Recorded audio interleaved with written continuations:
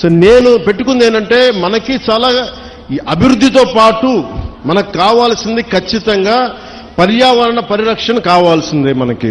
దాంట్లో నేను ఎక్కడ కాంప్రమైజ్ అవ్వట్లేదు. దాన్ని ఎక్కడా కూడా నేను మిమ్మల్ని వంచాలని కూడా నేను ప్రయత్నం చేయట్లా. నాకు మీకు కుదరినప్పుడు నేను రాజకీయాలు వదిలేసి వెళ్ళిపోతాను తప్ప నేను మీ న్యాయం చేయలేనప్పుడు నేను కూర్చోబెట్టి నాకు నిజంగా మీ గుండెల్లో పెట్టుకున్న అభిమానం కంటే కూడా నేను పదవులుగా నేను చూడండి. కాకపోతే ఈ పదవి ఉన్నది చాలా మందితో కూర్చొని సామరస్యపూర్వకంగా ఎలా పరిష్కారం చేయాలి అన్నదే నా తపన. సో నేనేం చెప్పానంటే ముఖ్యంగా నేను చెప్పింది ఏంటంటే అసలు ఎంత పొల్యూషన్ జరుగుతుంది ఆ ఆడిట్ని ఒకసారి చేయమని చెప్పాం.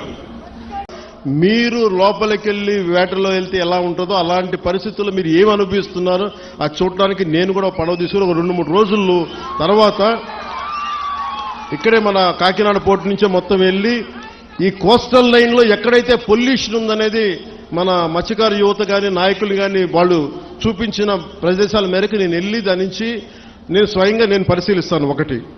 2 అసలు పొల్యూషన్ ఆడిట్ చేయమన్నాను.